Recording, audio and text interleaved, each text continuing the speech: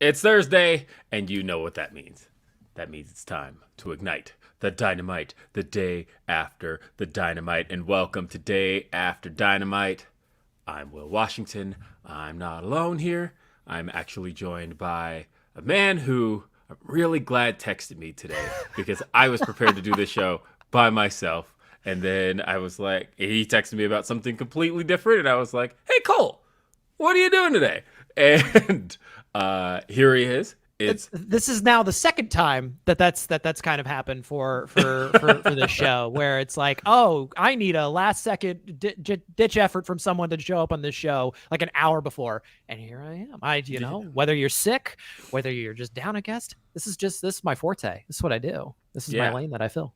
Yes, that is the lane that Coale fills. But Coale's always great on this show. Always great to have Coale here. And I appreciate you being here. Thank you, Coale. Oh, thank you for having me, Will. I'm, the two Colorado boys have to unite and represent. So that's what it's all about. Although, like, the Nuggets stuff. Hopefully we bring the Nuggets some luck today because the Nuggets are not my basketball team, right? You know who is my basketball team, right? I'm actually, let's see. There we go. That's fine because they're not in the conference, so that's fine. Who knows? We might see you at the end. Although if you listen to Knicks Twitter, they think we're all frauds. So by the way, all y'all Knicks Twitter, I'm keeping receipts. I'm just saying, keeping receipts. Oh, and by the way, in silver, check out the new dad shirt. It's not available yet, but will be soon over on the Fightful store. But for now, I've got one. And yeah, it's great. This is a great time. This was a great Dynamite, honestly. I didn't get to watch it live. This is my wife's birthday. And so we went out and we're going out again tonight. We basically have plans till like the next week and a half. Is your wife like, it's like birthday week, birthday month, or is this just like this is just kind of how plans shook out? I mean, it's just kind of how it played out because her birthday was yesterday. As I mentioned last week, she shares a birthday with MJF. And so so tonight we've got tickets to the Broadway version of Fiddler on the Roof, which is one of her favorite movies. So we're going to go see that. And we got plans. We got a party planned on Saturday, and so one of the things that she's discovered in the last, what year is it?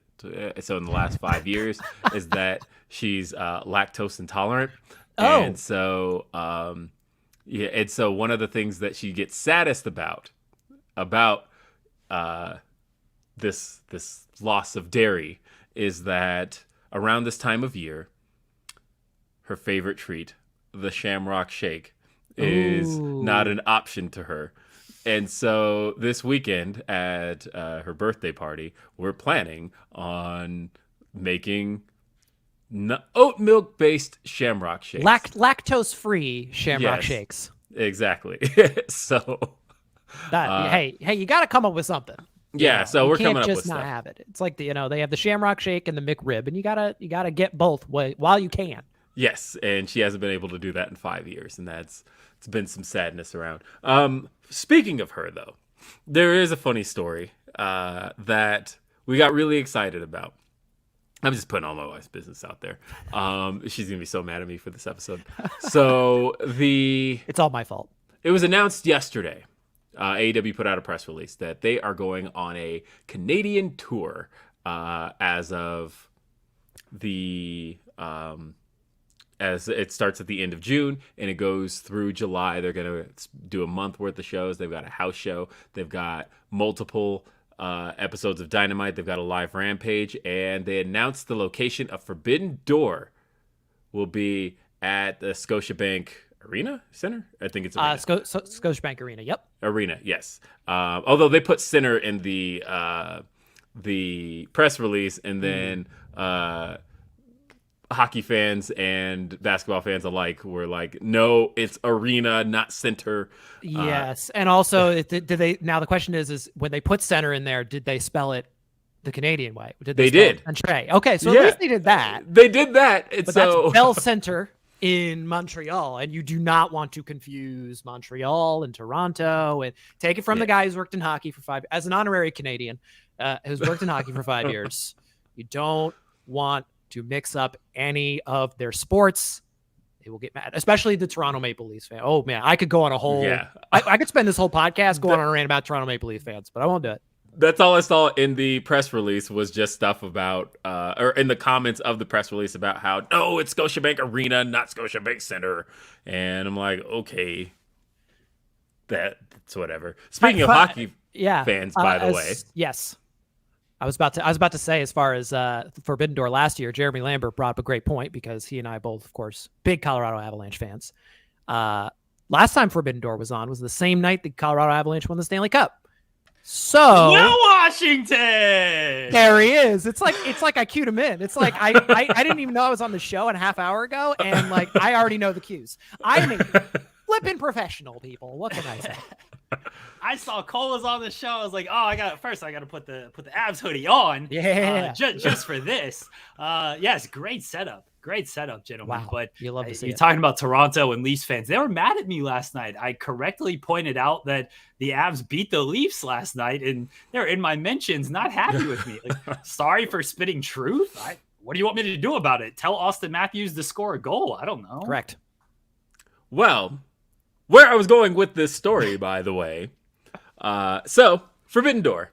It just happens to be in Toronto, Canada, which is the home of my wife's grandfather, who and his birthday is, I think, like either a day before or a day after Forbidden Door this year. And so we're basically going to plan a trip to go see him because she hasn't seen him in, I don't know, it's probably been at least like 15, 16 years. Aww. So got to go see him. Obviously, actually, it's not obvious. That's the point of the story where I'm going, is that she hasn't seen him because he got deported about 20 years ago. Oh, man.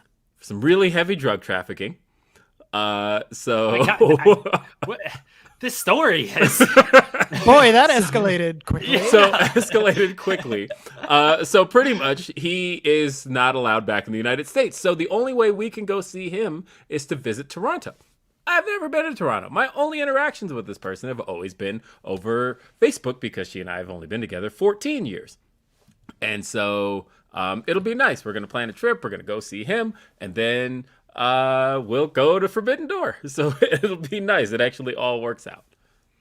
Are you actually taking like a vacation trip, Will, and not working? You need to, not work. Don't go to the press conference and all of this stuff. I mean, I'll say this. So what we decided was Sunday will be mostly dedicated to Forbidden Door stuff.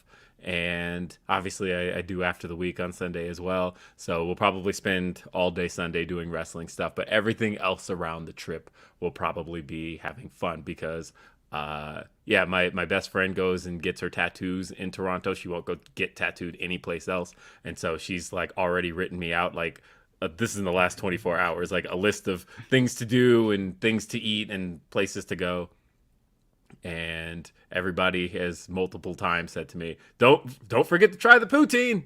And I'm like, okay, as long as I can walk in and go, hey, we want some poutine, then I'm happy. But otherwise, that's what's come out of this. Really, so yeah, everyone's just going like, I have to suggest something Canadian. What's the most Canadian thing I can think of? Poutine. They don't have original suggestions, just poutine. It's very simple. Is it Mrs. Will Washington's birthday? Yesterday. Did I hear that correctly? Yesterday was. Okay. Happy belated birthday to Mrs. Will Washington. Hope, yes, she had a great birthday. She did. That was the reason I didn't watch Dynamite live, was because we went out, and we're going out again tonight, as I mentioned before. And wow, blowing off Impact. Yes, that's why I'm blowing. And Ring of Honor. He said both of those. Nah. They put 2 shows on Thursday, and Will's like, nope, gonna get out of here on both of them. One show can easily get away with that one. I'm gonna blow off 2 tonight. I actually didn't watch Dynamite till this morning and managed to avoid the majority of the spoilers. Obviously, somehow Phil and Reg missed the memo that I wasn't watching live. And in our group chat, we're just having this discussion about the opening segment. And I'm like, okay, so I know that MJF gets interrupted by the Pillars, but I guess I had already said last week on Rhapsody, we had all kind of predicted that was going to happen. My only question at the time was, how do they fit Sammy in, given that he's already doing the trio stuff? And they were like, easy, we just ignore it. It just comes out. But he just comes out and doesn't acknowledge it whatsoever. To the defense of Reg and Phil, I believe they were told that they could text California, so instead of Washington. So I think they were informing Cal. Yes. They were literally just having a conversation about it in our group chat, and it's one thing, like in our group chat, for the most part, things can be kind of vague. Like we'll see a segment that we're all watching at the same time and be like, oh, that was dope, or something along those lines. But for it to be specifically like, oh, wow, the Pillars did a great job with that segment. Oh, wow, Darby really killed it there. Usually they're vague. In this one, I feel like this was a setup, Will. They knew you weren't watching and was like, we're going to spoil everything now. They're like, wow, Darby really laid it in there. And then it's like, well, I really didn't like Sammy with what he had to say, but he really had the fans behind him. Oh, what about Jungle Boy? I'm like, okay, clearly Will's now giving out Rhapsody spoilers here on this show. Speaking of which, by the way, it's that other Thursday, because every other Thursday, as folks know, Ask Rhapsody comes on at Fightful Select, and this is that other Thursday. So right after this show, join me, Phil and Reg, as we answer any questions you have. Anything you got, throw it at us. We'll answer, or try to answer anyway. You don't want to miss out on Paywall Phil. No one does it like Paywall Phil. Phil and I eventually need to get on just like a platform one day and just talk about LeBron James, because he and I are very aligned on this. We share a lot of basketball takes on Twitter all the time, and we're very much Coale. If you're awake, very eye to eye. Coale, if you're awake at 8:30 in the morning on a Tuesday, 8:30 Eastern on a Tuesday, I don't know if you get up that early. Yeah, 8:30 Eastern. We start early. Look, man, I got kids. I'm up at 6. This man is in California. You're talking about 5:30. I'm a degenerate. Live by myself, just working. Like, come on now, But hey, one of these times, maybe I'll be crazy enough and just be like, all right, Jeremy, I'm up. Let's do it. Come talk basketball with Phil. Will pop in every now and again. SP3 is there. SP3, a Lakers fan, a LeBron defender, and then Phil will pop in and just bury everybody. And it's sounds like this is not a question of like, hey, why don't you do? It sounds like I need to be there. Really set the record straight. It's the dumbest show we do here on either of these platforms, because we don't talk any wrestling. It's just strictly basketball and trashy reality television. That's all we talk about on that. That's show. The dream. It's the best. Yeah, it's the best. All right, I'm gonna give a shout out to Reg right fast before I head off. He and Mike from Indeed, they did a new show yesterday on Fightful Overbooked. Indeed, interviewing Effie. Everyone go check out Reg and Mike's interview with Effie. Let's go Abs. Lars Eller is finally making himself useful. Love to see that. Arturi Lehkonen get well soon from the finger injury, because we could. How about everybody on that team get healthy? It's very sad. These injuries just piling up. Crazy. This very year. Very sad. Hopefully, Gabe is back for like one game in the regular season. That would be nice. Like at least one game. Crossing my fingers. It's almost Celtic and Abs playoff time, and and last year went all the way through June because they both went to the finals. So I was in between that and running a production studio. That I don't recommend to anyone's mental well-being doing those two things at the same time. So going to try to learn from the lessons of last year. And sports playoffs are the worst. At least we had a happy ending. That's true. Yeah. And it came after the Celtics lost first, so I kind of was able to the Abs not only winning was awesome, but you get over it quickly. I said I was going to wrap up, but now I have to tell this story. I apologize, Will Washington, for delaying your show. That's okay. You're actually giving me time to pull up the Humper Chats because I forgot about it. Okay. So, I was like, hockey talk. This is perfect. It was pandemic year, Coale, and this was bubble playoffs all around. Yep. Game 7, the Thunder played Game 7. I'm a Thunder fan in basketball. They played Game 7 against the Rockets. This was the Chris Paul season. That's right. Lost that Game 7 2 days later, Avs lost that game 7 to Dallas. I was just walking the streets. I think I walked for about 3 hours, just walking around my town, just trying to get my thoughts. Back-to-back game 7 losses, absolutely devastating. That Dallas game 7 loss and the San Jose one the year before were definitely the Dallas game 7 most loss, painful ones for the years. The Vegas one was just like, I was just so mad. Yeah, so was Vegas. So was barely. So was McKinnon. So All right, Dynamite time. Let's go. Hey. Bye, everybody. Haven't lost the playoff series since that Vegas one, though. That's right. Come on. Bye, everyone. Enjoy the Dynamite talk. Pro wrestling. All right. So, pro wrestling. So, as I mentioned, again, it was big news yesterday. Forbidden Door has a location. I think it's a really cool location that was not what I was expecting. As Fightful Select talked about, there were rumors of it possibly taking place in Tokyo. Those were rumors backstage. I know that Tony had said that's not going to happen. Tony was like, Forbidden Door is going to happen on, he's like, it's an AEW production, but that's not to say that New Japan can't put on their Forbidden Door type show. He's like, but as far as this one's concerned, this one happens on AEW turf. But I like that that it's not happening in the States, that it is kind of cool to in particular Chicago. Well, so this is what I would like to see, because look, I've made the All Out trip pretty much every year All Out has taken place. I've not missed All Out, that's true. I am kind of tired of Now Arena, and I will say that, but I'll never be tired of the United Center. And so I would love to see, if I were making this schedule, I'd move All Out to the United Center, do the Dynamite surrounding it at Now Arena, and then that's it. That's your Chicago stay, do that week in Chicago, All Out, United Center, and then do everything else around it. But I wouldn't. And that's how they've done Double or Nothing. So like, they've done the Dynamites and Rampages at MGM, and then they go to T-Mobile. Well, so they've never done Dynamite at MGM. Now it's going to be this time. Or I'm sorry, Mandalay. I got them. Yeah, they did it. It was at the Michelob Ultra Arena last year. Yes. And then this year is going to be. This is their first time back at the MGM Grand since the very first Double or Nothing. They've had it booked a couple of times, but they got canceled due to pandemic. This is the first time that they're actually returning to the place where the first Double or Nothing is. SmackDown's going to be there, I think, next Friday. And so that's a week from tomorrow. Yes, next Friday. And so, there's some cool event stuff coming up. I will be there. Speaking of places I will be.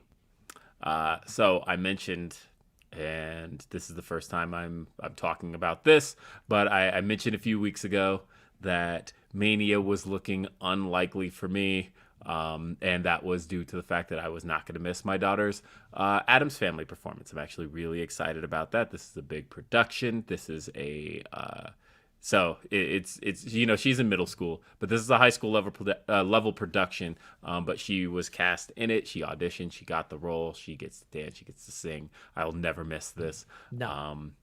This is dad moment 101. Like this. Oh is, yeah, you gotta be there. Yeah. I've never missed a recital.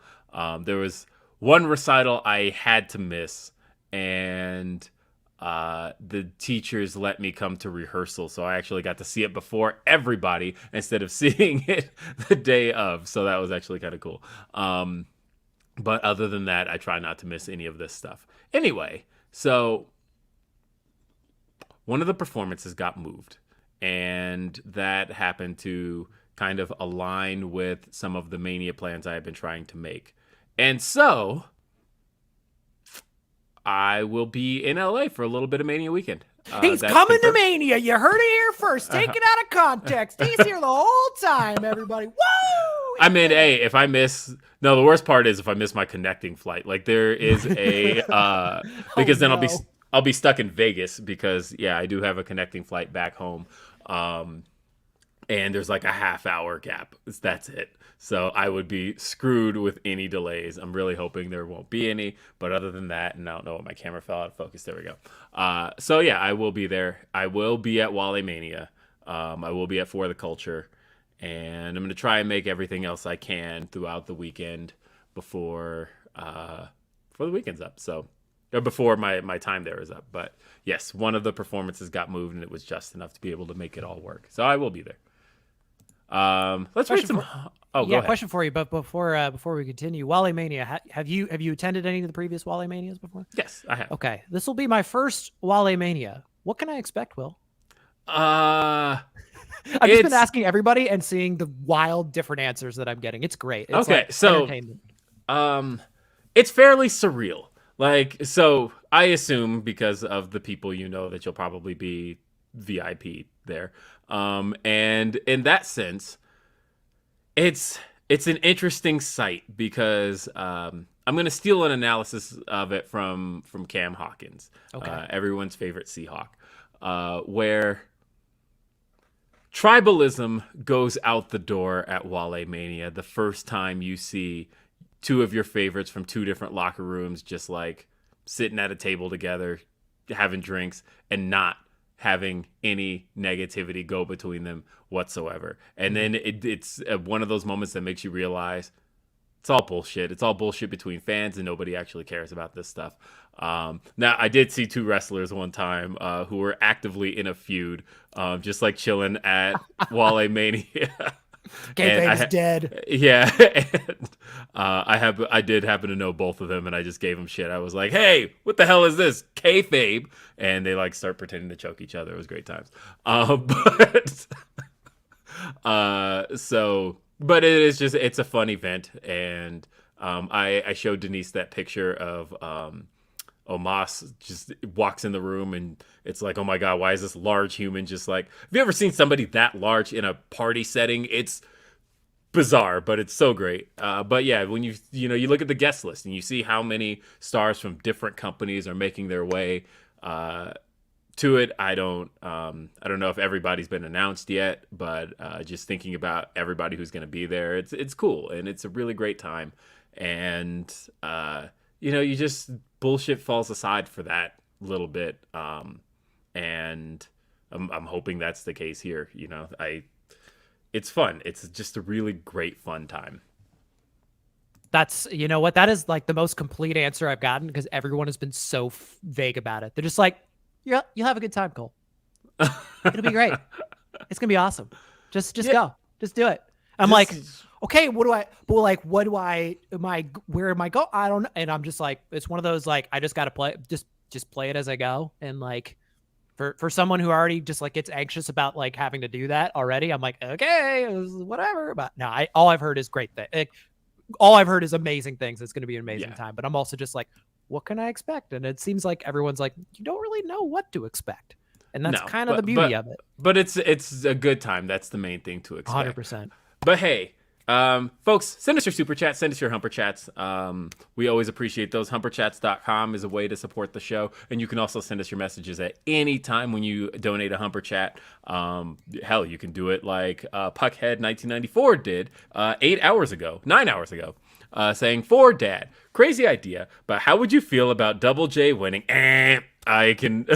All right, now I'm kidding. How would you feel about Double J winning the Owen Hart tournament? My first instinct is no, but Jeff has such a history with Owen that I think it could actually be a nice moment if booked so. I mean, I'll say that for the sentiment, I get what you're saying there, that yes, I can see how Owen and Jeff having their history. They were tag team partners, 99. They do have history together, and I could very much see that being a heartfelt moment as far as knowing what it means to Jeff. But you also have to recognize how much heat that would get and how much people would absolutely hate it and not even look at the heartfelt side of that. They would simply look at it as, oh my God. And the worst part is Jeff hasn't won any of this stuff other than like that battle royal. But people are just, they have such PTSD from Jeff Jarrett, that I do, from all the stuff Jeff Jarrett won back in the day, that there's just this eternal worry that we're going to head back to those days and that Jeff Jarrett is going to win something major. Like, at this point, we probably should give him the benefit of the doubt that, like, right, he had the tag title matches. He's had 3 of them and lost them all. He had the international championship match on Dynamite last night.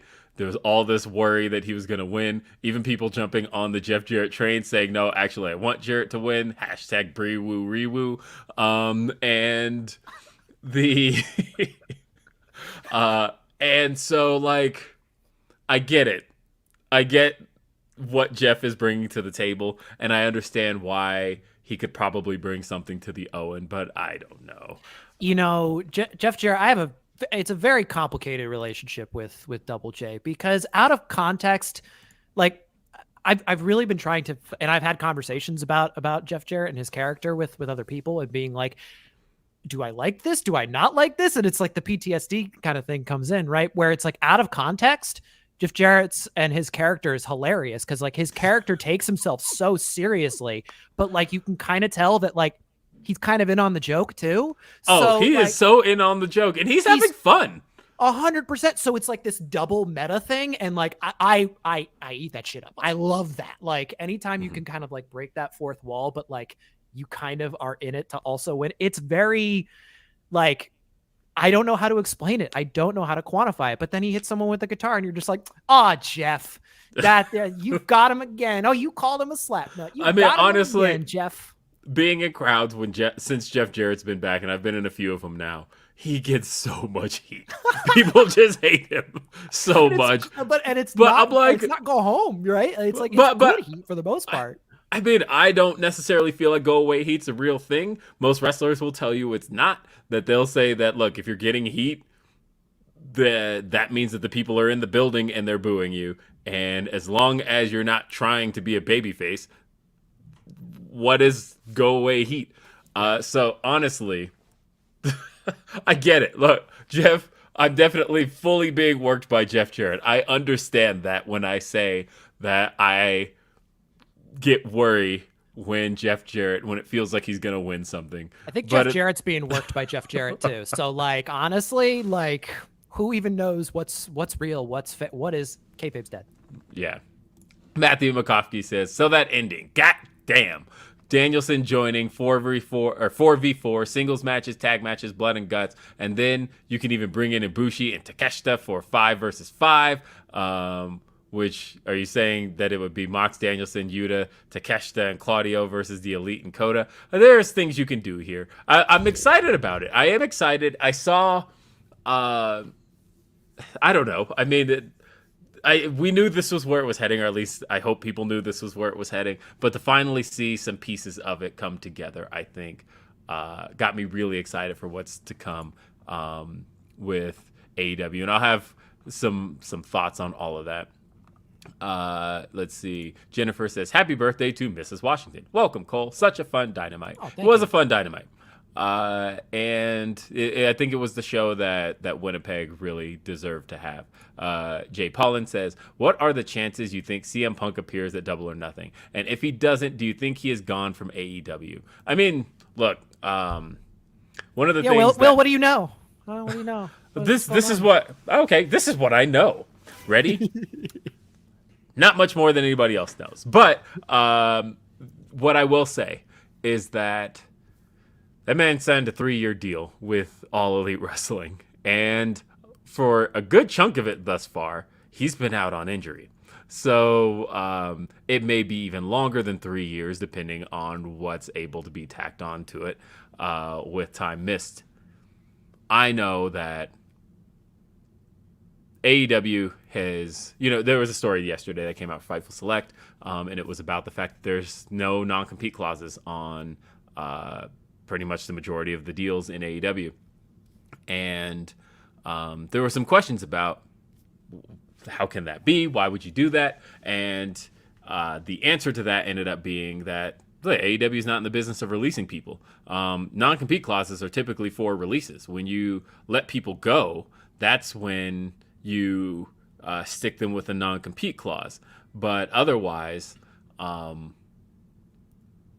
typically, if you're in the business of, if you have full intentions of keeping people under contract for the entirety of the deal they signed, you don't have to have a non-compete clause because that, like I said, that only applies to a release, and the only releases AEW has had are for either requested releases, which usually a requested release will require some kind of amendment to the contract, which then you can then tack on a non-compete, such as what happened with Regal, right, where they let Regal out early, but the result of that was, well, we're going to stick you with this non-compete for a year, as far as appearing on screen was concerned. And then there's other issues where it's been like disciplinary, like Jimmy Havoc is a case where he was released for disciplinary reasons. And in that case, you probably won't care when it comes to a non-compete clause. Right. So either way, I said all this to say that I still feel in my gut that Punk will be back, mainly because he has a very large contract that they're stuck with till 2024, and to continue to pay him through that, which they have to do. And I don't think, if I were Tony, I'd want him sitting at home collecting all this money for not appearing on TV. Like, that's... And there's too much, whatever drama has occurred and has occurred since, like, CM Punk is... The presses stop the second he shows up. That is too juicy. Like, yeah, it is. If you are TK, like, how can you, like, you just go, all right, y'all got to get over it, and we figured this out one way or another. Like, if that door opens up, like, all it's got to be is just a little sliver, you know. And I think I think all the parties get that, you know. They've been in this business. They get the money that's there, and if anything, it's, I mean, real life to storytelling and wrestling, this has happened too many times to not go like, we can just file this right in and we can make it work and do business. And I don't know if you got a chance to watch Swerve City podcast that just dropped, but he had the interview with Ricky Starks on it. It was the one they shot on the Jericho Cruise, and he did talk about the fact that, and it was a story that we reported on Fightful about Swerve and Ricky Starks having gotten into a fight after Double or Nothing last year, that three-way tag match in which there was a miscommunication spot. If you watch the match, you could actually pinpoint when that miscommunication was. But the point about that they were making there was that, guys, this shit happens all the time. Like, I know there's stuff where, like, it made headlines and whatnot, but that was really just because it, like, spilled out to Twitter. But in reality, in both locker rooms, in any locker room you've ever been in, people get into it. And then, for the most part, they can end up being fine. Like, with those two, as they mentioned, they got into it after Double or Nothing. They had it out in the hallway.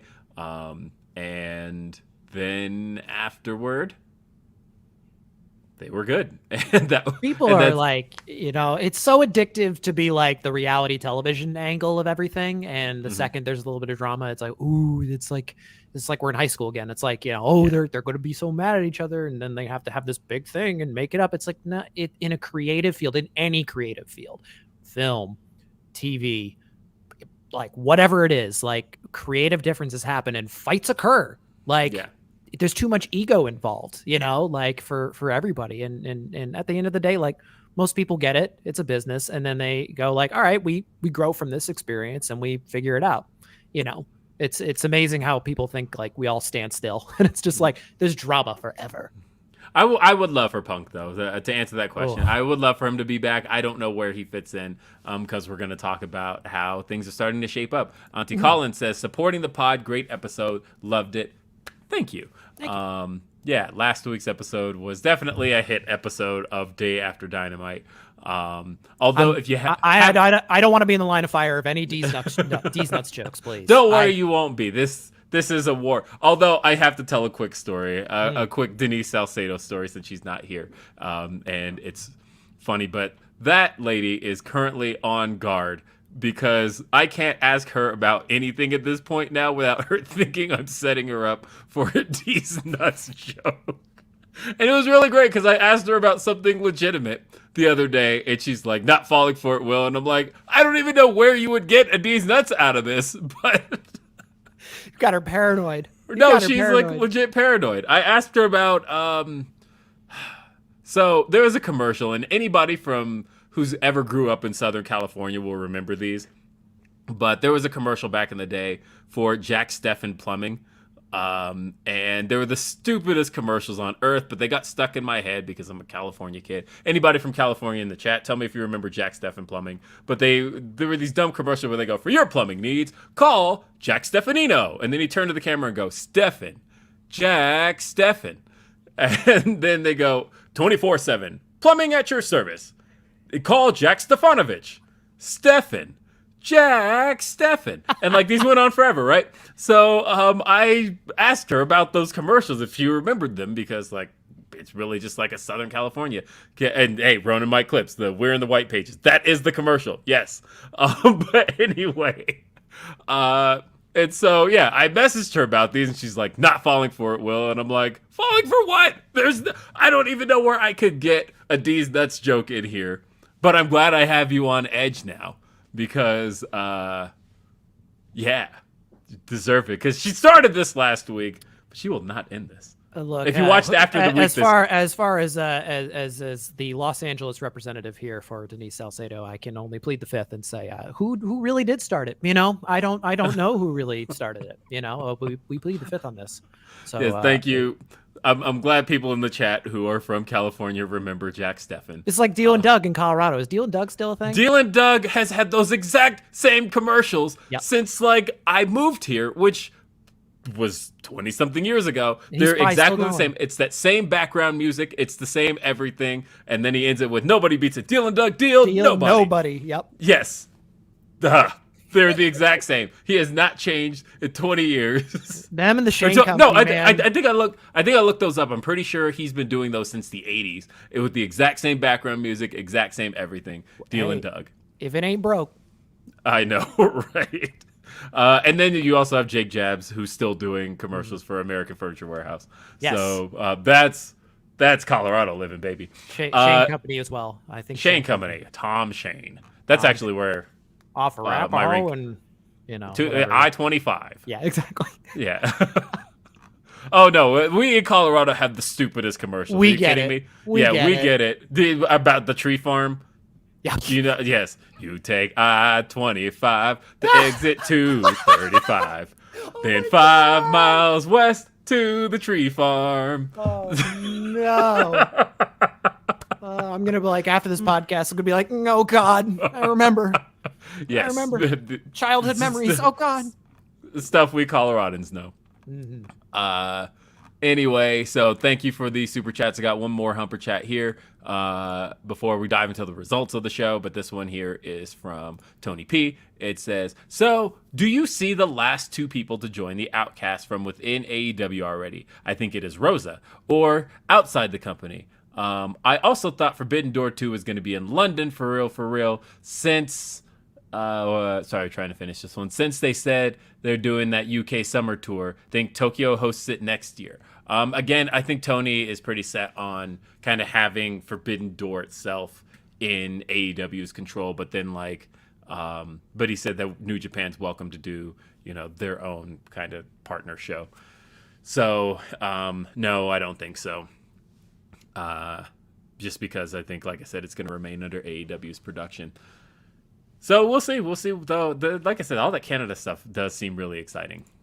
So, folks, let's talk about the opening segment, AEW Dynamite.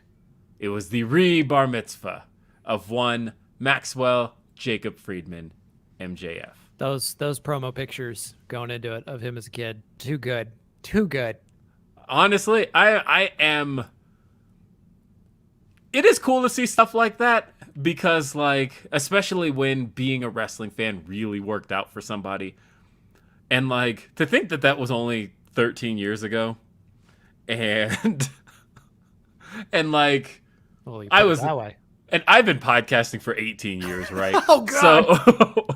So I'm just thinking about how, like, 2010 in that case. 2010 and 2009, all of that feels like yesterday to me.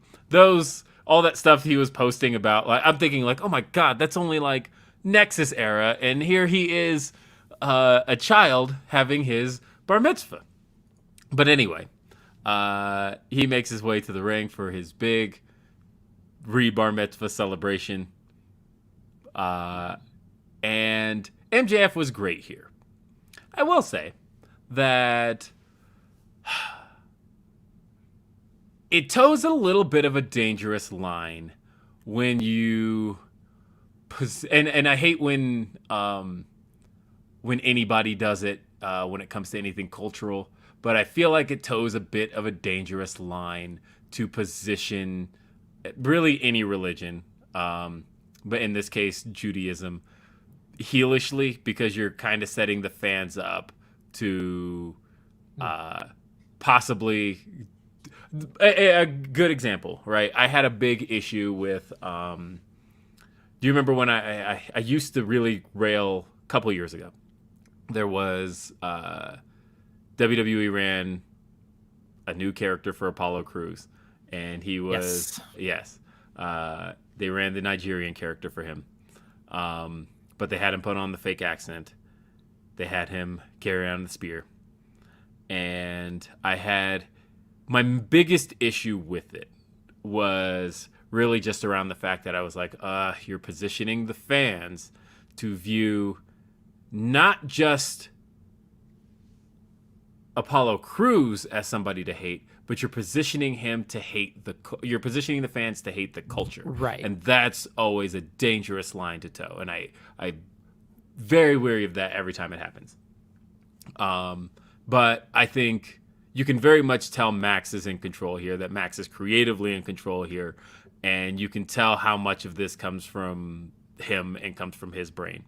And, him talking about with chosen people, all of that stuff. This was all great stuff. And I thought that, the first thing, of course, I noticed, hopefully everybody else noticed, was I think everybody noticed the yarmulke you had on. But then the second thing you should have noticed was his sunglasses, which came into play later on, because at the moment you just thought MJF was just being his cool self.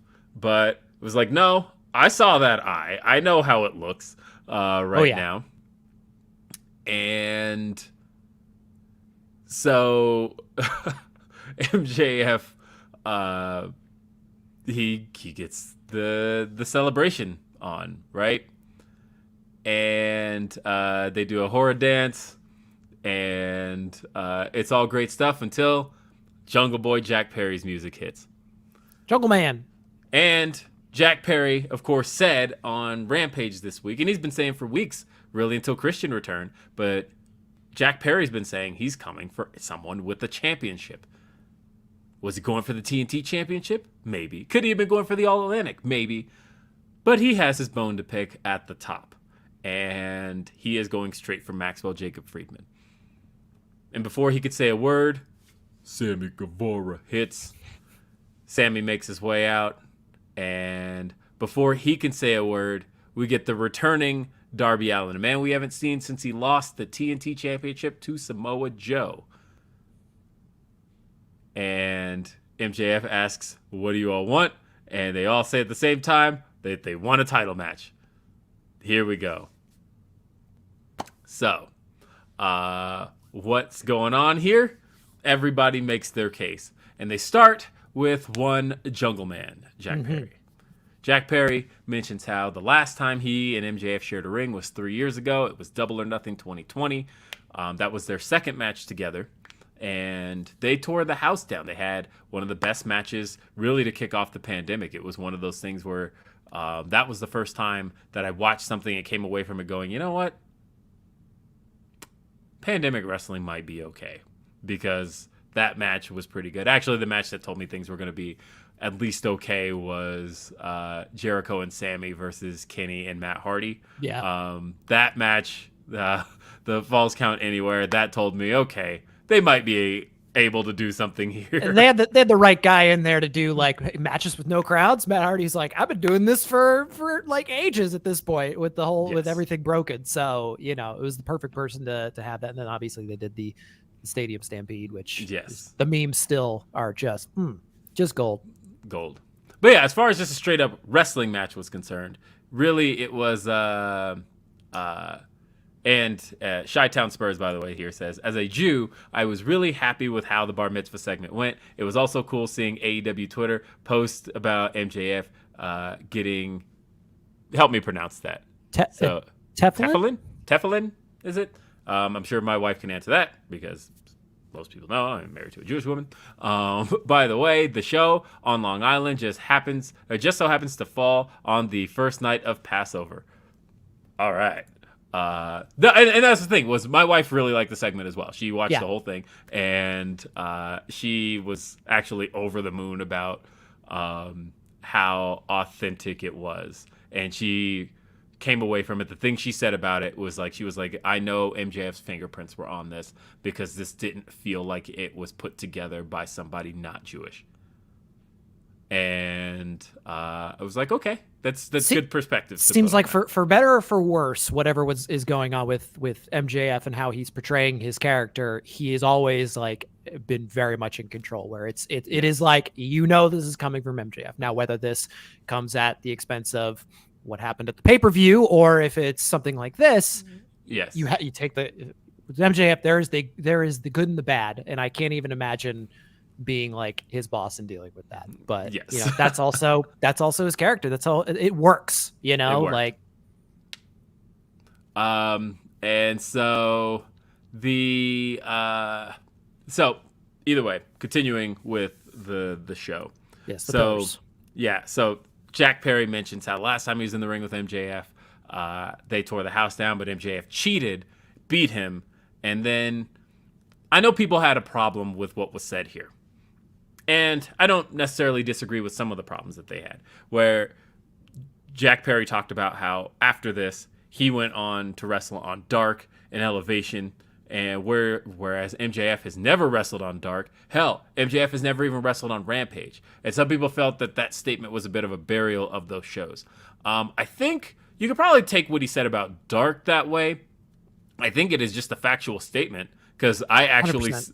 I said that out loud before Jack Perry said it, that I was like, Dark and Elevation, hell, MJF's never worked Rampage. And then Jack Perry says, have you ever even worked Rampage? And I was like, damn, there it was right there. And it's funny because MJF's in the Rampage intro, and I think about that all the time, how wow, I didn't even put two and two together, but you're right. He's never been on that show ever. The entire time Rampage has been airing, we're nearly 2 years in, he has not been on Rampage. And so, and it's funny, thinking, going back on the statement that, like my wife said, you could tell that somebody Jewish in the room was putting that segment together, and it was likely coming from the brain of MJF. And that was funny because going back to, what was that? That was Fyter Fest last year, the Kevin Gates segment. And yes. that segment was very much put together by the black people in the room. And I had reported that last year. We talked about how Sean Dean had input on that Swerve Keithley, like everybody had their input on putting that segment together. And you could just feel it in that segment who it was put together by. And that's cool. That helps with some of the authenticity of it. 100%. But so again, like I said, some people had a problem with those statements because they're like, how are you supposed to make Dark and Elevation look good if you have people on TV burying those shows? But it's also like Dynamite is the flagship show, and we all know this. So yes. if we're gonna pretend, then you talk about that authenticity. Like if they're trying to pretend that it's like it's a Raw SmackDown situation kind of thing, and even there's like a flagship thing that they kind of view there, like, and they did that for a long time, right? Like there was 100%. A time period where like now I think Raw and SmackDown are very much on equal footing, but there was very much a time period where they were not. And I mean, you literally had Booker T angry about getting drafted to SmackDown and saying, well, what are you so mad about? And he goes, because SmackDown is the minor leagues, right? And like that was a problem, that was a part of Booker's character, was that he hated being on SmackDown because SmackDown's the minor league to him. So like I don't know that it's entirely productive, and it seems like they punted on Rampage this week because it's airing super late because of the NCAA tournament. Yep. So and I see people bringing up because Triple H didn't want to work Tuesdays remark and things along those lines. But anyway, so then we get to Sammy Guevara, who surprisingly got more cheers than I thought he was going to get. And there were Sammy chants. There were people who were like, it was mixed, but I thought that, Sammy here, some of his stuff was a little too inside for me. I wasn't sure how I liked the idea of him mentioning being Jericho's bump guy. What does that exactly mean in the context of pro wrestling? Right. And also, and I guess like, you can, that's the hand that's been feeding you too. Like it's a little tricky. Like I guess you can kind of take it to mean that like you are gonna be like you're gonna take the bullets for Chris Jericho. I guess in the kayfabe context, you could say that that's what he could mean it was supposed to be. But I don't like, because he also said job guy, like things along those lines. I don't really like that wording in this case. But Sammy, of course, made a case for himself, saying that regardless of all that, and Auntie Collins says, I took it as he only appears on one show and not all four. It's a good way to take that. I like that. That's a good way to put that. But Sammy made a case for himself. He said that he became TNT champion 3 times. He did, and he's overcome all of that to become one of the stars in the company, and now he's after the AEW championship. The true winner to me, though, was Darby. I thought Darby killed this shit. Darby Allin, he asked the crowd, hold their applause, and he tells the fans that he wanted to be in film school originally, and he turned to film in, and they told him that he was going to have to change, and that was the day he dropped out of school and decided to become a pro wrestler. But the one promise he made himself was that he was always going to be 100% Darby Allin and nobody else. And he even said that maybe he's the worst businessman on earth because there's probably never going to be a bidding war for Darby Allin. But that's the thing he loves about AEW, is that it gives him the opportunity to be himself. And he was really putting over the company. And then he buried a little bit of the locker room. But I think this I didn't find as counterproductive as I think some people put it. Because I think here he was actually putting over the company in a way where he was trying to say that he's like, you'll never see me turning to Twitter and whining about it. No, I'm going to go after what I want. And then he talked about MJF, and he's like, you talking about bidding war of 2024. That's not Darby Allin. Darby Allin's here to fight, and Darby Allin's here to become the AEW world champion. And if you don't give me a shot, then I'm going to cry about it on Twitter. No, just kidding. And I liked all that. I liked Darby here. I think he came off the strongest. I think he came off like the most determined to get what he's after here. And by the end of it, I was sold on this 4-way. I looked at this 100%. 100%. I talked about how Rampage last week felt a little bit nostalgic. I mentioned this on After the Week, where I said the show felt a little nostalgic last week in that the main event was Riho versus Nyla Rose, and how they had the promos for Darby Allin and Jungle Boy, and it really felt like it was focusing on a lot of those guys who were some of the focus of AEW when Dynamite first launched. Tim Gordon says, Darby had a bit of a sting cadence in his promo. I loved it. Speaking of which, MJF mentioned that he had a little bit of a comeback saying, all of you guys had somebody. Jericho, he was like, Sammy, you've had Jericho. Darby, you've had Sting. And Jungle Boy, you had Christian. I had nobody. And then the crowd started to chant Wardlow. And I'm like, yeah, guys, you're kind of missing his point. But I also kind of had Jericho too for a little bit. But yeah, I thought that too. I was like, he's also in the Inner Circle.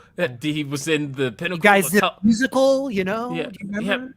he was in the Pinnacle, Tully Blanchard. Like these. But it's MJF. He has to be able to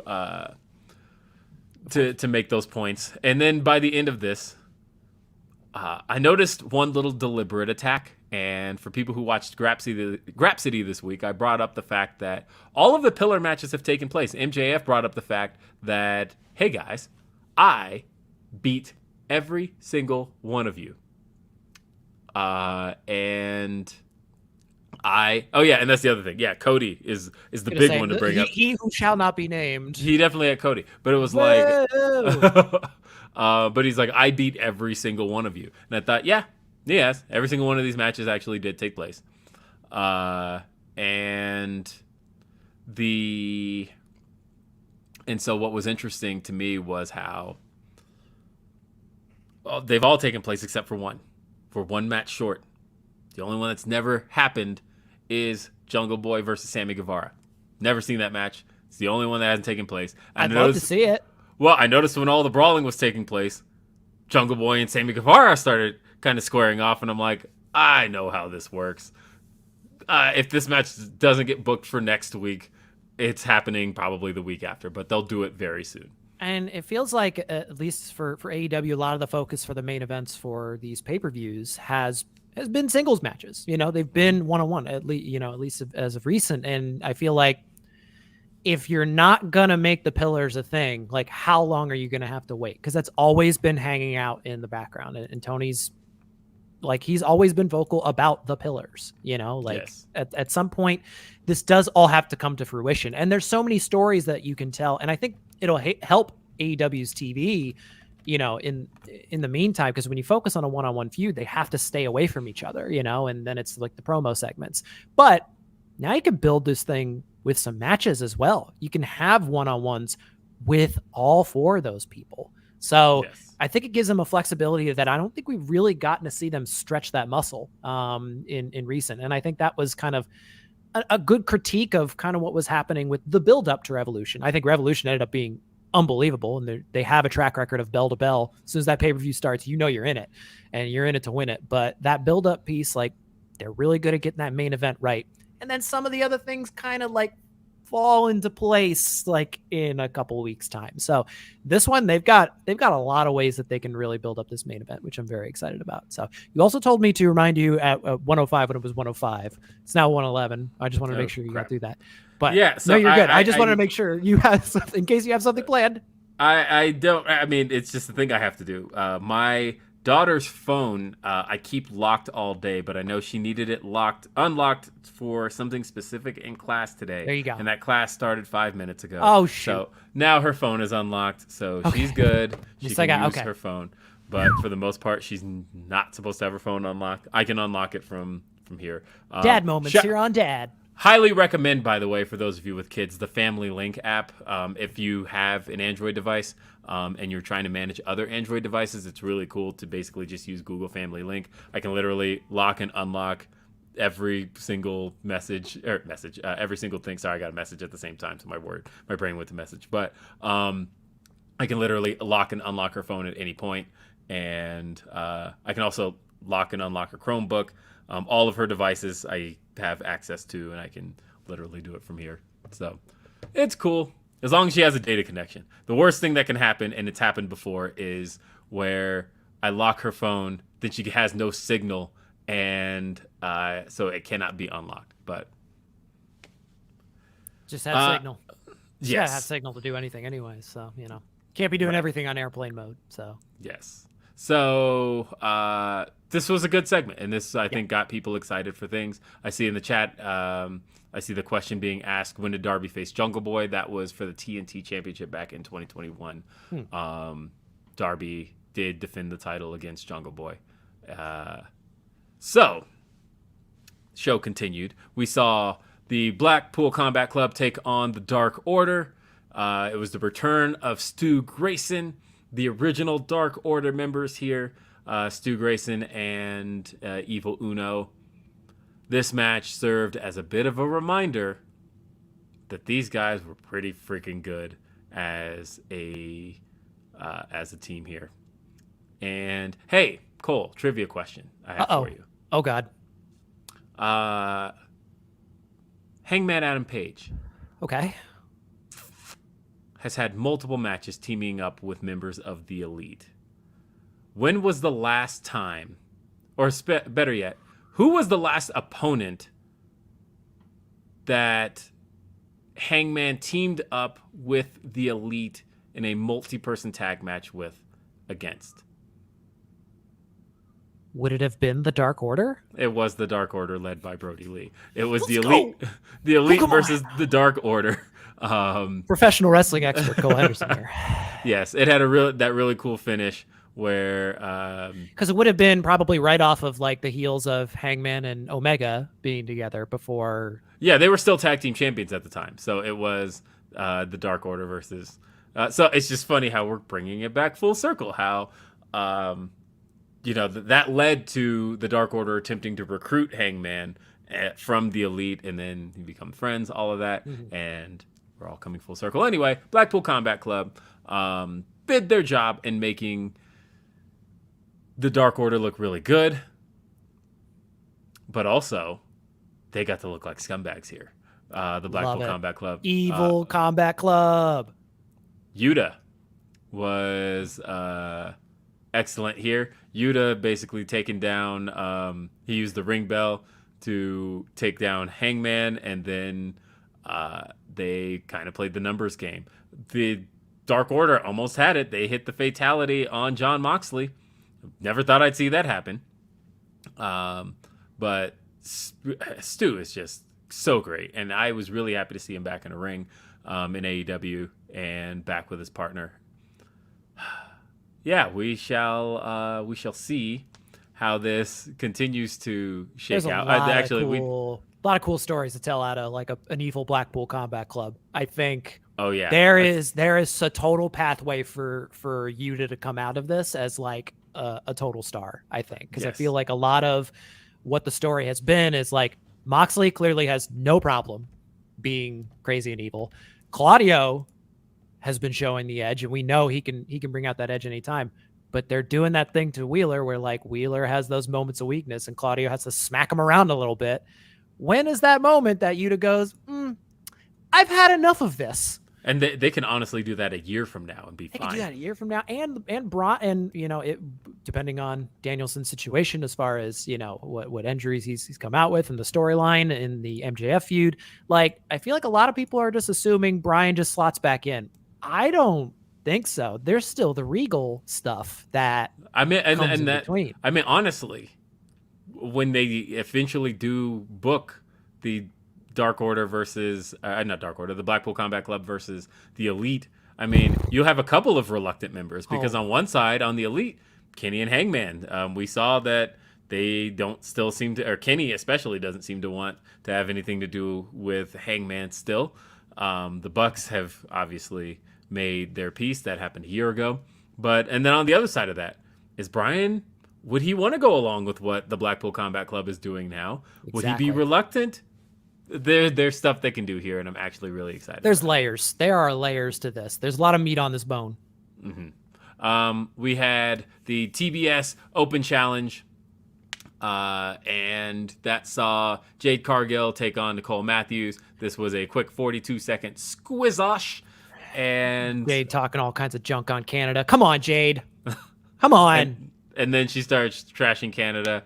Going after Renee. How could he do that? She goes after Renee, talks about she's Canadian.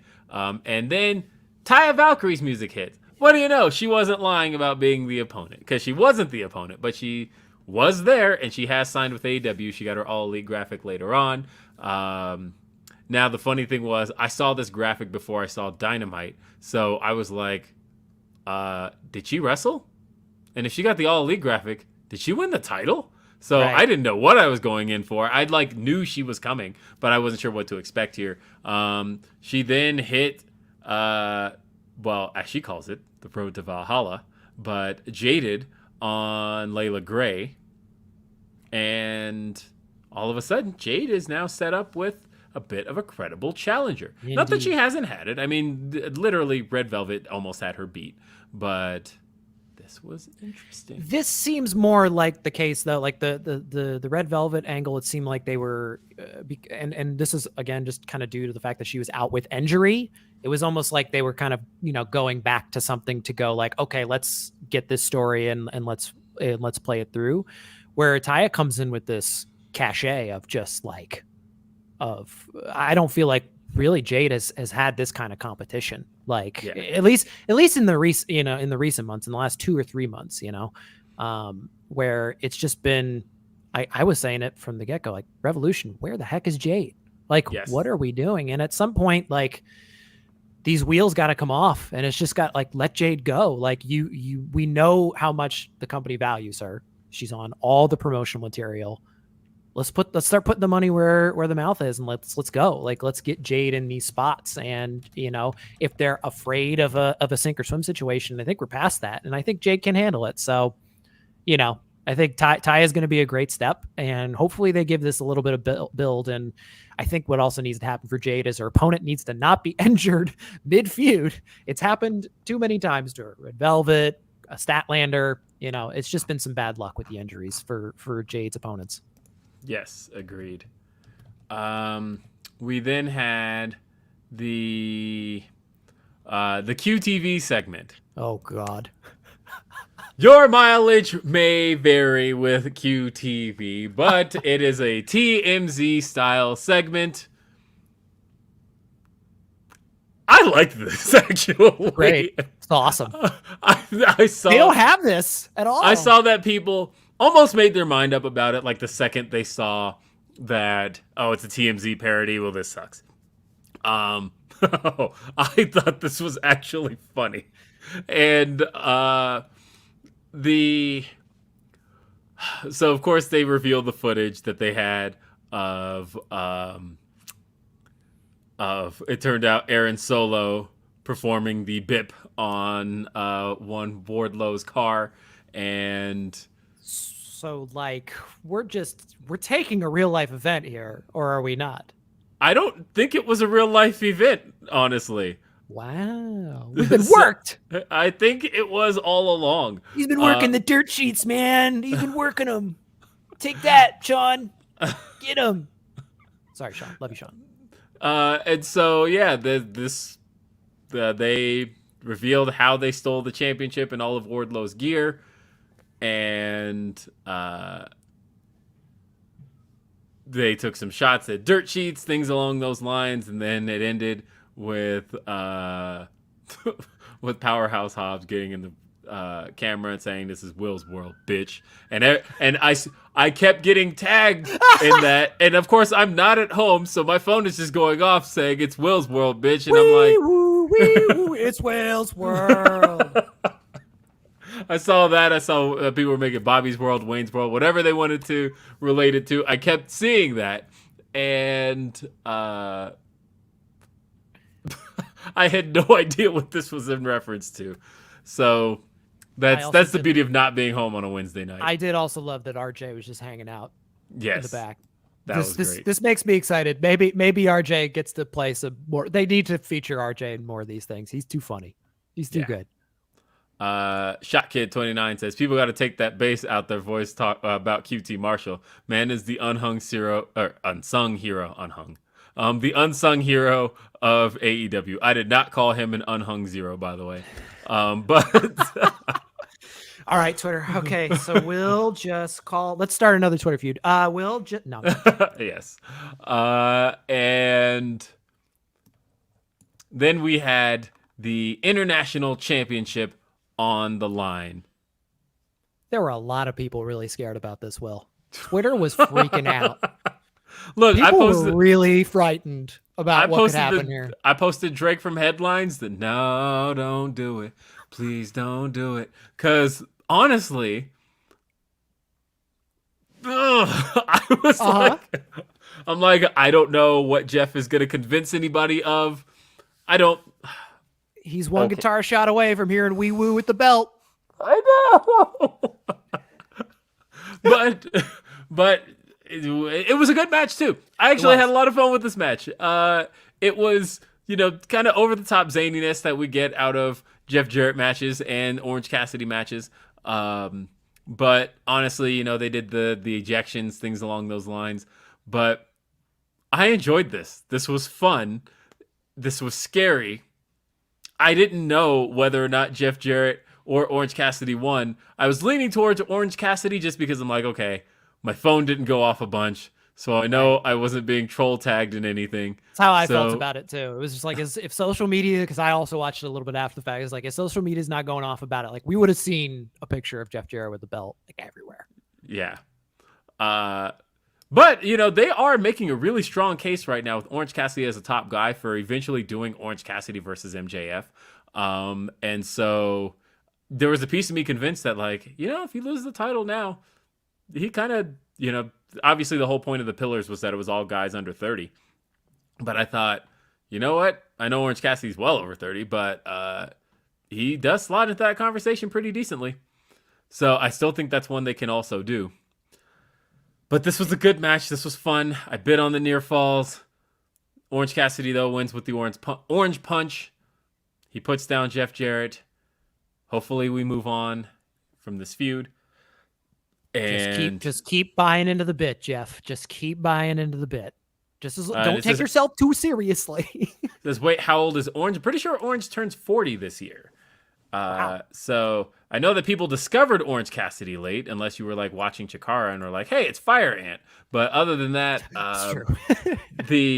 let me see if I am correct there. I really do feel like this. Sorry, he turns 39 this year. He was born in '84. So this title run has really given him that legitimacy that I think people have been very hesitant about. An idea of like, is Orange Cassidy like a serious like title contender? Because at the end of the day, like his character makes it like a difficult conversation. Because like it is very much like, can he do a title run and carry like a company brand with the character?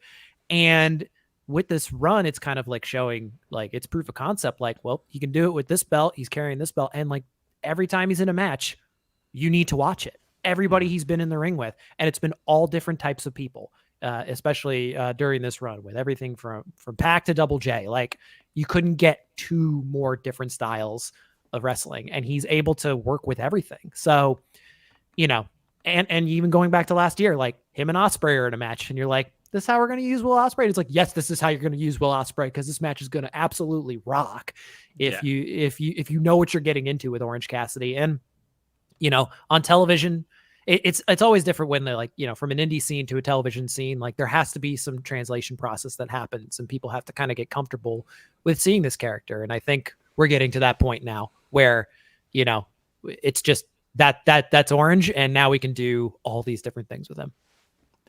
We saw the I do miss the OJ though. We saw the Outcasts with new music. This is good. And I say that because you can keep Ruby's solo theme on standby for when you return her face. But I think for now, keeping her as a member of the Outcast, you can have her use this theme, and you're not necessarily turning away from a song that's putting her on the map, but at the same time, you don't want the crowd singing along with. And they cut a promo here about the basically that there would be a women's division without them. Toni Storm really gets to voice her anger about being interim champion. And this then leads to a run-in from Willow Nightingale, Sky Blue, and Riho. Riho with world's best boss socks on. I don't know what that's about, but I'm very curious why she had those on. But they cleared the ring.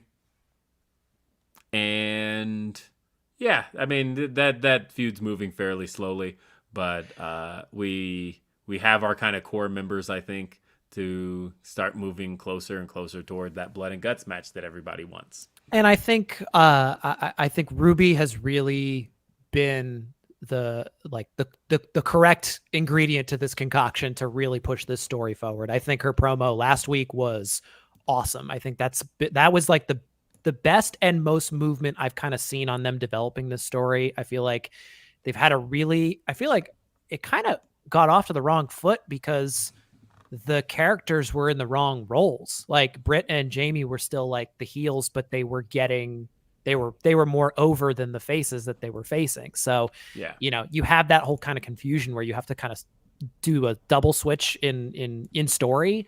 And, that leaves a lot of gaps. So like Sheeta threw in the kendo stick, and then we haven't seen Sheeta since. That was the Dynamite here in LA. I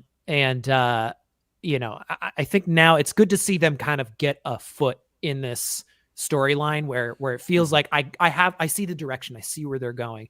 And that really is credit to Ruby. I think Saraya and Tony getting Ruby to kind of be the vocal member of their faction is awesome. I think that I'm much more optimistic about where they're going with this than I have been in weeks prior. Nice. Well, do you have to go, or I can stick around for a little bit. I could stick around for a couple minutes. I think we got the main event next. Yeah, main event. Main event time. Trios titles on the line. We had the House of Black defending the titles against the Elite, featuring Winnipeg, Manitoba's own Kenny Omega. They got a really great reception, great entrance. By the way, I mentioned on Twitter today, but for those of you who don't do the Twitter thing, I mentioned how great the lighting was on this show.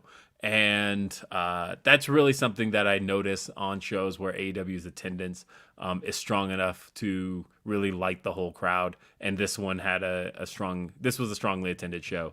And like the last time we got to see the lighting look like this was the show in Phoenix a few weeks ago. Phoenix also at the what arena is that? Wherever the Suns play. But that one was really well lit as well. That arena's changed names like 3 times. I swear. I don't remember what it's called either. Either way, it's the arena where the Suns play. Also the Climate Pledge in Seattle also looked really good. And when they have those like well attended like NHL, NBA arenas, the way that they can light those can tend to look really, really good. And I thought the lighting here looked great. I want to see the fans. That's more than anything. I think that the fans are such a part of the show that if you can make them as visible as possible, that to me is a bonus. I know how AEW for a time last year was kind of taking a page out of the WWE book of putting the colored lighting on the fans, and that way you kind of create a distinction between what's in the ring and what's happening outside the ring. I'm not a big fan of that. I think that, and maybe it's just me being a product of like watching 90s wrestling and being like, I can see the fans and they're going crazy. I like to be able to see the fans. I want to be able to see the fans. I think giving them a visual part of the show makes them feel like a part of it. And I think that it makes wrestling feel more interactive. Taking a cue kind of from like the Lakers and the Knicks in particular in the NBA, they always play with that kind of that theater lighting where it's they make it very dark on the crowds, and then everything is just kind of focused on the court, and you can tell because it gives it that kind of golden look. Whereas like you don't quite get like kind of the fluorescent light bulb kind of look, and like when you look back at like any of those old 90s and early 2000s wrestling footage, it's all that. It is all that. So so I've never taken it as necessarily like an idea of like, oh, we're hiding the crowd because we're not sure of like cells or anything like that. I think just from arena to arena, it probably differentiates. But I agree with you. I think this lighting was like, it's superb for especially their brand. And just seeing like how crazy the fans were going for Jericho, how much they were going crazy for Kenny, and how much they used that in this match. Going to that first commercial break spot where they did a whole bunch of teases because you had Jericho in the ring, and then when he tagged himself in, and then Malachi tags himself in, so we get a Jericho-Malachi stare down for a little bit, but then Kenny tags Malachi, and all of a sudden Kenny and Jericho are in the ring, and they're circling each other, and the crowd is going nuts, ready to see these guys tear down, and then they get jumped and they go to commercial break. And I was like, professional wrestling. You guys are tricksters. We gotcha. Yeah. Oh, you want this? And then they come back from break. This match actually went through a couple of breaks, but they did some more teasing of things, and there's too many people to not have like you have to have that match go on for a while, so it's got to have a couple commercial breaks. There's 9 people in the match. Everyone who hates Spot Foo, go away, just run away. And they teased their way all around this match to the point of where we finally in that final segment got to see some brawling between Jericho and Kenny, but the fans bit on it. They loved this. They went crazy here. And this match, I didn't realize, was really setting up more of a Jericho Appreciation Society and House of Black program that I wasn't expecting. That I figured everybody was just going to move on after this, but it seems like that's going to continue. And so the way the match played out, of course, we saw some really cool spots. Sammy Guevara really got the show out here, and I think that was by design, given what he did in the earlier part of the show. And it's like, okay, let's use this match to let him remind people of who he was. He got to hit a couple of shooting star presses, one into the ring, one to the outside. And Brody King, of course, really always gets to look good in these matches. The finishing sequence, we saw a Meltzer driver attempted, and Nick Jackson get caught with a code breaker. But in the end, Jericho got knocked out of the ring without tagging, and I think he was supposed to, but I think he wasn't close enough to Daniel Garcia, and they just said, fuck it. Daniel Garcia is the legal man now. And sure, Daniel Garcia he can go in. There's 9 people. Go ahead, Yeah. Figure it out. Yeah. He just goes in, and he ends up taking the House of Black's finish. 1, 2, 3. We have our champions retained. And Zucker Tuba says, is there a reason Tony doesn't run Omega versus Buddy on a Rampage in the moment of a feud? AEW moves so fast. Sad to not get certain matchups during feuds. A lot of people have been bringing up Omega Buddy. Like, that needs to happen. And I asked about that in the scrum, and because I felt like there's still so much more to get out of the Elite versus House of Black. And I noticed Tony seemed to be implying in the media scrum that feud's kind of on pause for now. And he's like, we could probably visit it again later because, they're tied pretty much forever to these. The Elite, you champs. can always kind of pull out of pocket kind of with whatever they're doing and just, go like, okay, people are going to tune in and watch this. So that is a nice tool to have in the bag. Yeah. The chat's asking any thoughts on Sarah Stock as a producer. That was news that came out yesterday that Sarah Stock was signed. Pretty much from the moment she got cut, I was thinking that Sarah Stock was probably going to make her way over to AEW. I'm almost surprised it took this long. But, AEW making the trip to Canada, that brought her there.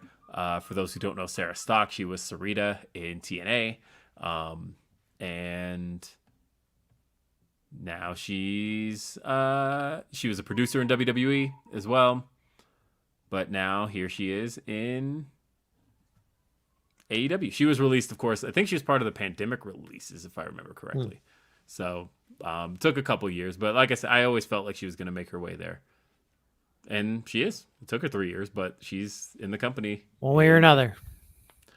But yeah, the big thing that closed the show, we saw during the match, we see that Hangman is still brawling with the Blackpool Combat Club backstage. They're trying to get some order on that, and after the match is over, this brawl. So Jake Hager makes his way down to the ring, and he gets jumped by the Blackpool Combat Club. And that told me, not Blackpool Combat Club, got jumped by House of Black. Sorry, I got my black groups mixed up that don't have any black people. But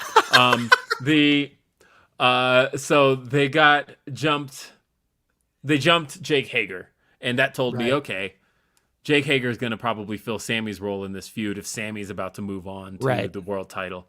So I think that's what that was all about. They start fighting outside the ring. Hangman and the Blackpool Combat Club make their way down. Hangman gets in the ring. Blackpool Combat Club kind of slowly climbs on the apron like they're about to jump him. And then the Elite gets behind him. Crowd goes nuts. They are all about this. We get a stare down. You even see a look on Moxley's face. You see a look on Kenny's face. There's so much here with this happening because, one, as we said, like, if you just do it trio style, if you just do like Hung Bucks versus the 3 members of the Blackpool Combat Club you have now, that's good. But also, what happens to Kenny? You can't remove Kenny from this equation. But then that's a 4-on-3 situation. But then you remember Blackpool Combat Club has Bryan Danielson. And then you think about, holy crap, this is like an all-time great combination of people that could be one of the best matches AEW's ever done. And there's plenty of ways they can do this. They can go Anarchy in the Arena with this. They can go Blood and Guts with this. They can go... There's so many singles options here. I thought about the fact that I tweeted earlier that I think it's almost inarguable that the number one feud that AEW's ever done is, to me, Kenny Omega, Jon Moxley. I think that when you think about the history of AEW, that's still the number one feud. That's still the biggest feud the company's ever had in terms of presenting two top guys. I think they've only run 2 pay-per-view main events twice, and the 2 of them are Kenny and Hangman, or not Kenny and Hangman, sorry, Kenny and Moxley, and Moxley and MJF are the only 2 main events that they've run twice. But either way, I think, and just to see those 2 in the ring again, like I was thinking about how these 2 go back to the first AEW event, literally closed out with Moxley, Kenny Omega. Yep. And Moxley standing tall over Kenny. And somehow we're going to make our way back to that scenario in some way, except Moxley's the heel now. Kenny's the babyface. Making our way back there. The pillars are coming back. You know, it seems like they've gone back in their bag a little bit and gone, well, what do we have here, you know? But this was the thing I've talked about I've wanted to see from AEW for a long time. I have liked the shows in recent months, but I felt like the thing I loved about AEW in the beginning that I felt like they've lost sight of was how the shows would end in a very gotta watch next week fashion, in a very cliffhanger fashion, like what's going on, I gotta see what's next. And they used to be really, really good at that. And I think it speaks to, honestly, to me, because I think people kind of took them for granted. But because people would always say, oh, I hate elite melodrama. Oh, I hate the elite soap opera. But honestly, this is the thing that the elite excels at. They're so good at it. Yes, exactly. And I'm into their stuff. I like their stories. And I do want to see what's next here. This felt very much like old AEW in terms of like those early days and the way that the shows would end in a way where I'm like, I got to watch Dynamite next week. What is going to happen on Dynamite? Aim for the Dragon Ball Z ending. Like, you want to make sure you get to the end of the episode and you can go next time on Dragon Ball Z. Like, if you are getting that kind of ending, absolutely, you're doing something right. Yeah. And like, those are the best endings. And they've been missing that 100%. Yeah, they have been missing that. And that's one of those things that, like, when you look at the other side, when you look at what WWE does, that's the thing that has people hooked right now is the bloodline, right? Where like the episodes end in a way where you got to see what's next with this story. And that's not to say that you can't do match-based things, because I do think you can. This entire last 20 minutes was match-based. But then you came out of that match getting people wanting to see what's next. And that's the stuff that I live for here. That's what I want to see. And this was great. That's pro wrestling. This was weekly television, baby. Like, just you know, we're going to come back next week. Give us a reason to come back, you know, like, the end of the day, like, it doesn't need to be, it's not a Western where it has to be all one-offs. And I think they may have gotten into that theme a little bit to be like, let's get the names on there. Let's get the names on paper and have some good matches on here. But people love the storylines being, you know, going from week to week, and they've done a great job with their main events for pay-per-views. But I think like we've said, it's, you know, that middle portion and the different areas that they can go, they can bring it to their other feuds as well. So this bodes well. Hopefully this is a sign of kind of where they're going with their Dynamites from here until Double or Nothing. I guess that's the next pay-per-view, right? It's Double or Nothing. Yeah. Double or Nothing's next. And that's end of May. So we've got just like a month and a half. That's actually going to sneak up on people. So all the talk was about how great of an episode this was. Unfortunately, narrative's going to change as far as that's concerned on social media, because the rating came in. And this was the first time in a very, very long time that AEW television, specifically Dynamite, fell out of the top 10 on in ratings. We know why that is. You can literally just look at it and go, oh, well, here we have college basketball, college basketball, college basketball, college basketball, college basketball, college basketball, World Baseball Classic, the NBA, and basically sports kicked the shit out of everything this week, and Dynamite fell to number 11. It pulled in 852,000 with a 0.27 rating, and so we know that's going to shift the narrative a bit around that episode. I think it was a really, really strong episode. But ultimately, college basketball kicked the crap out of it. And which, of course, March Madness. Why wouldn't it? And yeah, don't think it's reflective of the content for sure. We are just at that time of year, and this is why they stick all those college basketball games on True TV. You know, yes, they gotta let them know, hey, Impractical Jokers is on over here, by the way, guys. You gotta come check it out. True TV took up 3 of the top 10 spots. ESPN took up 3 of the top 10 spots. And then didn't know the NIT was that hot, but apparently. And then Bravo took up 2 of those spots because Vanderpump Rules and I'm seeing a bunch of people bring up Vanderpump in the chat, so now it makes sense. And so that Bravo took up 2 of the top spots, and Fox Sports took up a top spot, and then AEW at TBS. I mean, look, TBS, True, and TNT are all owned by the same company, so they're looking at this like, we're winning. Great night for us, exactly. But yeah, AEW for the first time in a while falls to number 11, and I guess if you're on Twitter, have fun with that. Take that for what you will. Oh man, here they come. I can hear them now. The WWE, here they come. Yes, I mean anything along those lines. But either way, Coale, make your plugs because thank you for being here. Oh well, thank you for having me, Mr. Will Washington, aka Cal California, as we all know from the great Rhapsody podcast. Yes, at Coltrane on Twitter. Occasionally when I'm watching the shows live, I do tweet, laugh at them, tell me I'm an idiot, tell me whatever you want. But I will definitely take the chance to plug my guys over at the Corner podcast, Andreas Hell, Kel Dansby. Those are my guys. I occasionally jump on them with the wrestling episodes, so we have a great time previewing all the pay-per-view events and all of your weekly wrestling television needs. But they also talk MMA and they also talk boxing. So anything you want combat sports, the Corner podcast is the place for you to be. And actually, maybe keep an eye out next week. There could be some very, very interesting wrestling episodes coming up with a certain wrestling company in Vegas before they come out to California. So we shall see what kind of content those boys cook up. So, and they're over there at that old studio I used to run. So, where you may have seen some pictures of Will in said studio with the big old Rhapsody logo behind him. So that's right. I did a whole episode there. We did a whole episode there, which is where we got to meet. So, and now he's made the mistake of bringing me on here twice. So, for all those, I apologize, but hardly a mistake. No, seriously, thank you for doing this. Thank you for having me. I always enjoy hanging out with you and talking Dynamite. And don't forget, folks, to stay with us in 15 minutes. Ask Rhapsody will begin. And we will be answering. Phil. You get paywall Phil. You may even get some paywall Will there. Who knows? Woo! But we'll be answering your questions and talking all the stuff. But until then, folks, we'll see you next time. For Coale Henderson, I'm Will Washington. Have a great day. Peace. Bye.